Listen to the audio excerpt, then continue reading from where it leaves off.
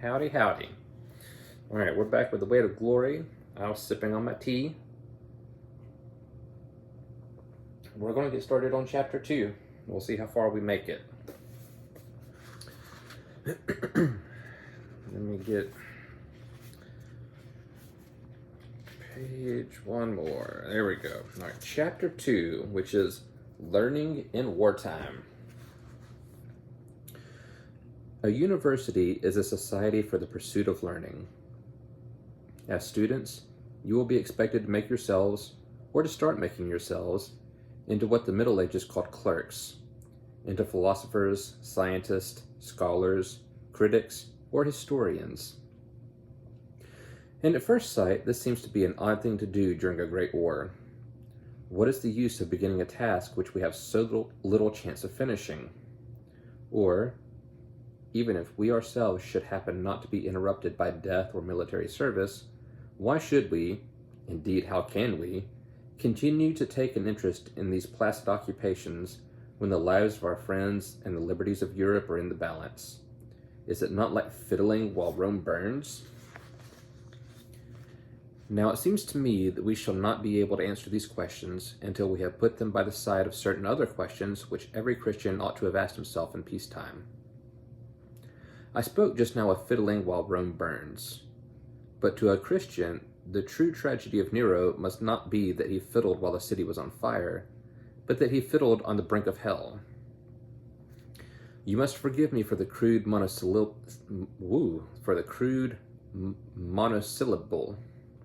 I don't know why that was hard for me. I'm sorry. The crude monosyllable. Okay. I know that many wiser and better Christians than I in these days do not like to mention heaven and hell, even in a pulpit. I know, too, that nearly all the references to this subject in the New Testament come from a single source. But then that source is our Lord himself. People will tell you it is St. Paul, but that is untrue. These overwhelming doctrines are dominical. They are not really removable from the teaching of Christ or of his church.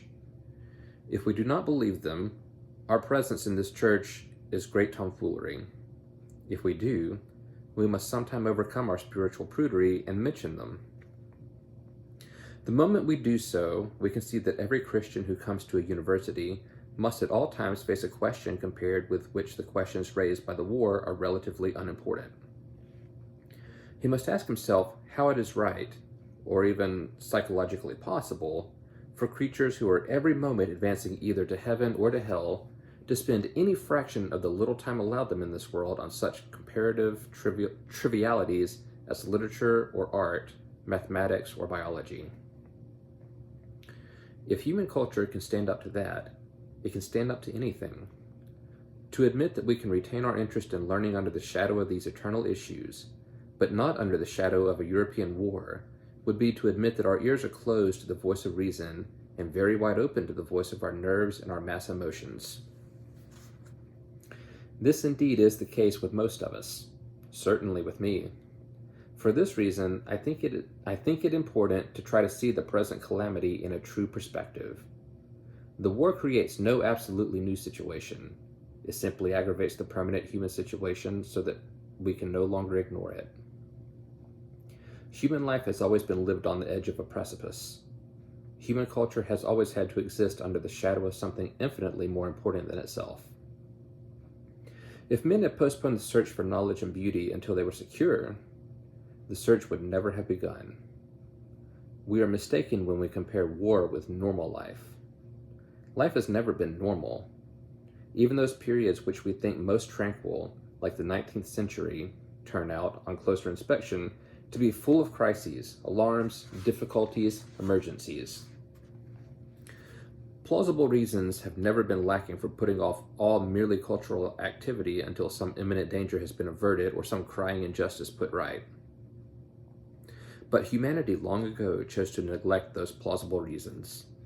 They wanted knowledge and beauty now, and would not wait for the suitable moment that never comes. Let me try this word. Periclean Athens leaves us not only the Parthenon, but significantly, the funeral oration. The insects have chosen a different line. They have sought first the material welfare and security of the hive, and presumably they have their reward. Men are different. They propound mathematical theorems in beleaguered cities, conduct metaphysical arguments in condemned cells, make jokes on scaffolds, discuss the last new poem while advancing to the walls of Quebec, and comb their hair at Thermopylae. This is not panache, it is our nature. But since we are fallen creatures, the fact that this is now our nature would not, by itself, prove that it is rational or right. We have to inquire whether there is really any legitimate place for the activities of the scholar in a world such as this. That is, we always have to answer the question, how can you be so frivolous and selfish as to think about anything but the salvation of human souls? And we have, at the moment, to answer the additional question, how can you be so frivolous and selfish as to think of anything but the war? Now, part of our answer will be the same for both questions. The one implies that our life can and ought to become exclusively and explicitly religious. The other, that it can and ought to become exclusively national. I believe that our whole life can, and indeed must, become religious in a sense to be explained later. But if it is meant that all our activities are to be of the kind that can be recognized as sacred, as opposed to secular, then I would give a single reply to both my imaginary assailants. I would say, whether it ought to happen or not, the thing you are recommending is not going to happen. Before I became a Christian, I do not think I fully realized that one's life, after conversion, would inevitably consist in doing most of the same things one had been doing before. One hopes in a new spirit, but still the same things. Before I went to the last war, I certainly expected that my life in the trenches would, in some mysterious sense, be all war. In fact, I found that the nearer you got to the front line, the less everyone spoke and thought of the Allied cause and the progress of the campaign. And I am pleased to find that Tolstoy, in the greatest war book ever written, records the same thing, and so, in its own way, does the Iliad. Neither conversion nor enlistment in the army is really going to obliterate our human life. Christians and soldiers are still men. The infidel's idea of a religious life and the civilian's idea of active service are fantastic. If you attempted, in either case, to suspend your whole intellectual and aesthetic activity, you would only succeed in substituting a worse cultural life for a better. You are not, in fact, going to read nothing, either in the church or in the line. If you don't read good books, you will read bad ones. If you don't go on thinking rationally, you will think irrationally. If you reject aesthetic satisfactions, you will fall into sensual satisfactions.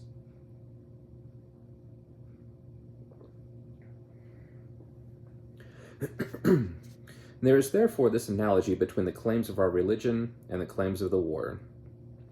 Neither of them, for most of us, will simply cancel or remove from the slate the merely human life which we were leading before we entered them. But they will operate in this way for a different reason.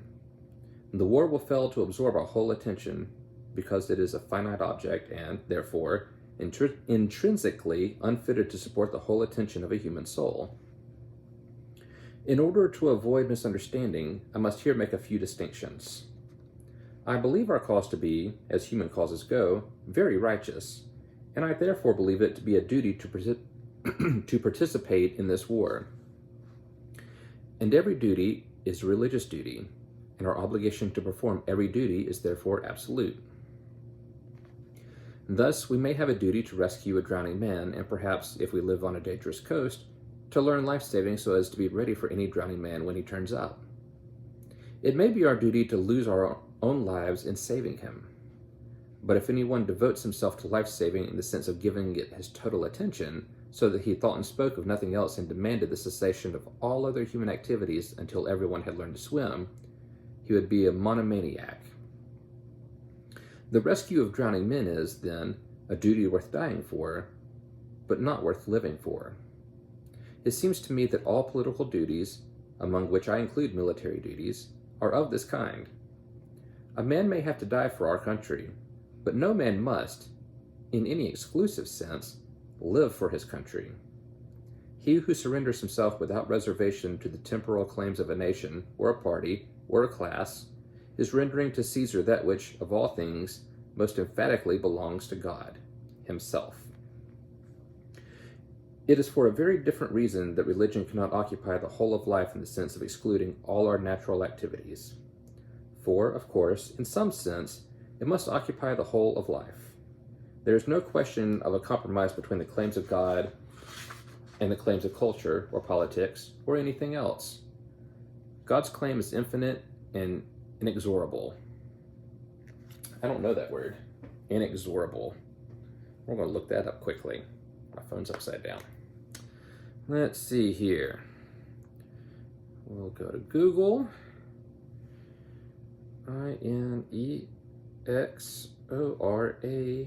inexorable. Impossible to stop or prevent. Okay. So, God's claim is infinite and inexorable. So you can't stop God's claim. You can't stop anything God does. That makes sense. Okay. You can refuse it, or you can begin to try to grant it. There is no middle way. Yet, in spite of this, it is clear that Christianity does not exclude any of the ordinary human activities.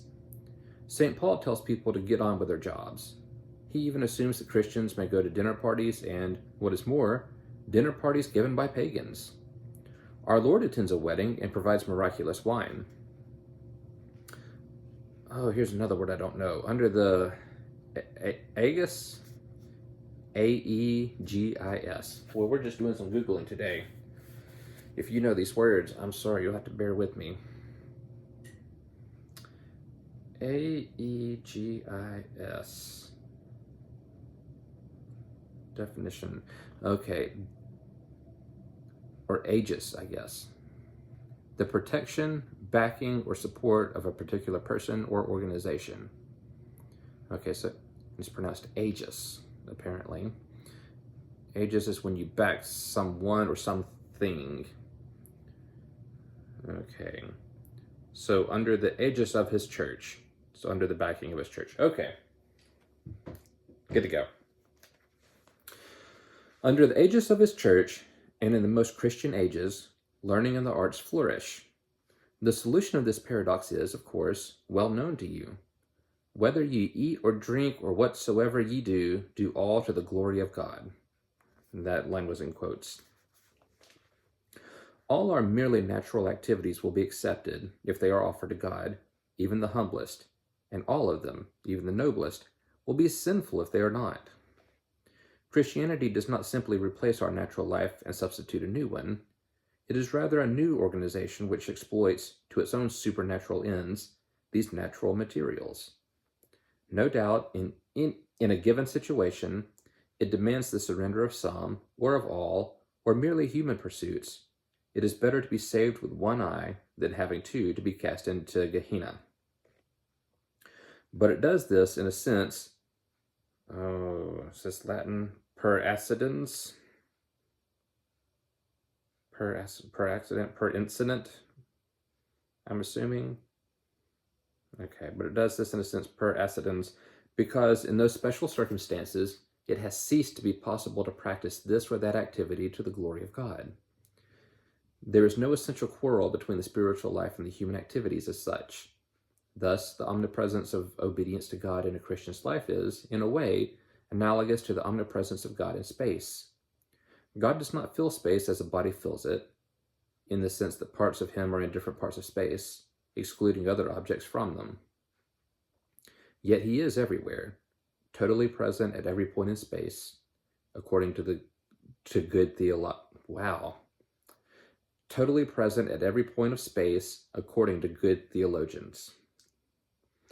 We are now in a position to answer the view that human culture is an inexcusable frivolity on the part of creatures loaded with such awful responsibilities as we. I reject at once an idea which lingers in the mind of some modern people that cultural activities are in their own right spiritual and meritorious, as though scholars and poets were intrinsically more pleasing to God than scavengers and bootblacks. I'm assuming bootblacks are thought of as low in society. I don't know what that is. I think it was Matthew Arnold who first used the English word spiritual in the sense of the German geistlich, and so inaugurated this most dangerous and most anti-Christian error. Let us clear it forever from our minds. The work of a Beethoven and the work of a charwoman become spiritual on precisely the same condition, that of being offered to God, of being done humbly as to the Lord. This does not, of course, mean that it is for anyone a mere toss-up whether he should sweep rooms or compose symphonies. A mole must dig to the glory of God, and a cock must crow. We are members of one body, but differentiated members, each with his own vocation. A man's upbringing, his talents, his circumstances, are usually a tolerable index of his vocation. If our parents have sent us to Oxford, if our country allows us to remain there, this is prima facie evidence that the life which we, at any rate, can best lead to the glory of God at present is the learned life. By leading that life to the glory of God, I do not, of course, mean any attempt to make our intellectual inquiries work out to edifying conclusions. That would be, as Bacon says, to offer to the author of truth the unclean sacrifice of a lie. I mean the pursuit of knowledge and beauty, in a sense, for their own sake, but in a sense which does not exclude their being for God's sake. An appetite for these things exists in the human mind, and God makes no appetite in vain. We can therefore pursue knowledge as such, and beauty as such, in the sure confidence that by so doing we are either advancing to the vision of God ourselves, or indirectly helping others to do so.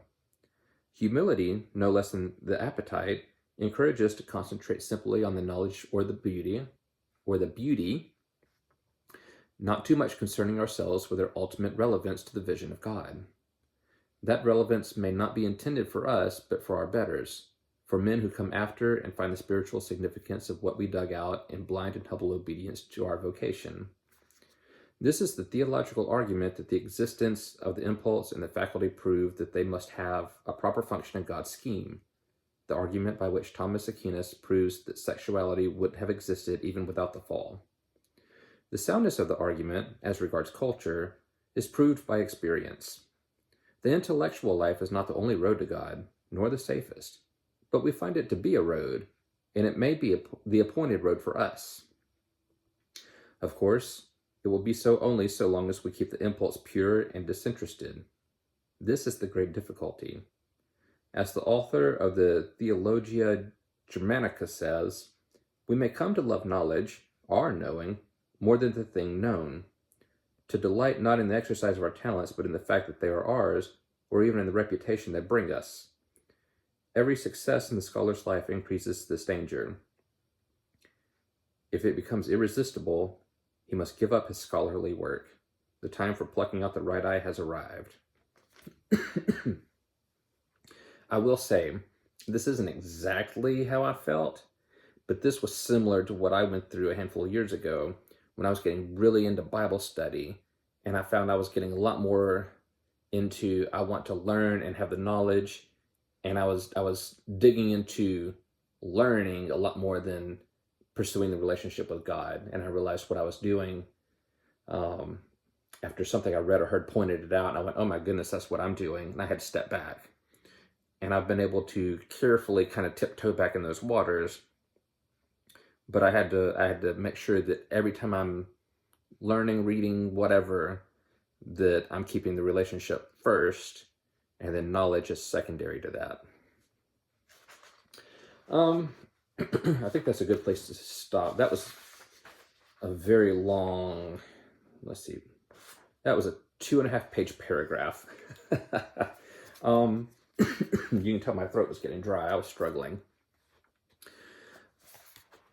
I don't really have any good discussion points there, but that was interesting. But if anything kind of piqued some interest or caused some thoughts to fire off, let me know. I'd be interested to know what you thought.